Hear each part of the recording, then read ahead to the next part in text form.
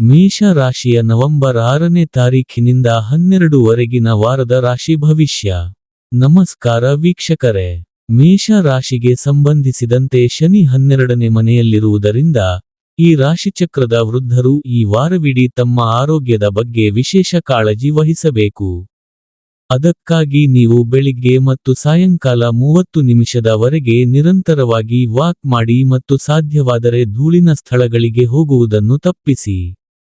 ಚಂದ್ರ ರಾಶಿಗೆ ಸಂಬಂಧಿಸಿದಂತೆ ಕೇತು 5ನೇ ಮನೆಯಲ್ಲಿರುವುದರಿಂದ ಕಚೇರಿಯಾಗಿರಲಿ ಅಥವಾ ನಿಮ್ಮ ವ್ಯಾಪಾರ, ಈ ವಾರ ನಿಮ್ಮ ನಿರ್ಲಕ್ಷ್ಯವು ನಿಮಗೆ ಆರ್ಥಿಕ ನಷ್ಟವನ್ನು ನೀಡಬಹುದು.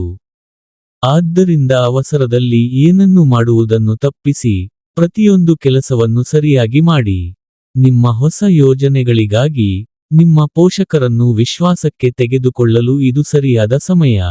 ಇದಕ್ಕಾಗಿ ನಿಮ್ಮ ಯೋಜನೆಯ ಬಗ್ಗೆ ನೀವು ಮೊದಲಿನಿಂದಲೂ ನಿಮ್ಮ ಪೋಷಕರಿಗೆ ಹೇಳಬೇಕಾಗುತ್ತದೆ ಮತ್ತು ಅದರ ಬಗ್ಗೆ ಅವರ ಅಭಿಪ್ರಾಯಗಳನ್ನು ಪಡೆಯಬೇಕು.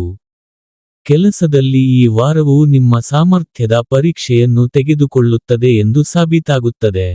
ಅಂತಹ ಪರಿಸ್ಥಿತಿಯಲ್ಲಿ ನೀವು ಅಪೇಕ್ಷಿತ ಫಲಿತಾಂಶಗಳನ್ನು ಪಡೆಯಲು ನಿಮ್ಮ ಪ್ರಯತ್ನಗಳತ್ತ ಕೇಂದ್ರೀಕರಿಸುವ ಅಗತ್ಯವಿದೆ. ಇದಕ್ಕಾಗಿ ನೀವು ನಿಮ್ಮ ಹಿರಿಯರ ಅನುಭವಗಳನ್ನು ಸಹ ಬಳಸಬಹುದು. ಈ ವಾರ ಶಿಕ್ಷಣದಲ್ಲಿ ಯಶಸ್ಸನ್ನು ಸಾಧಿಸಲು ನಿಮ್ಮ ಗುರಿಗಳಿಗೆ ನೀವು ಬದ್ಧರಾಗಿರಬೇಕು.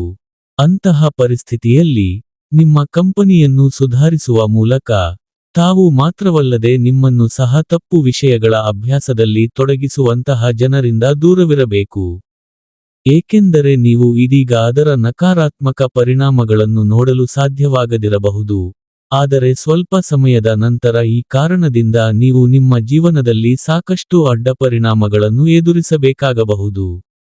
ಇನ್ನು ಈ ವಾರದ ಪರಿಹಾರ: ಪ್ರತಿದಿನ 27 ಬಾರಿ ಓಂ ಭೂಮಾಯ ನಮಃ ಎಂದು ಜಪಿಸಿ.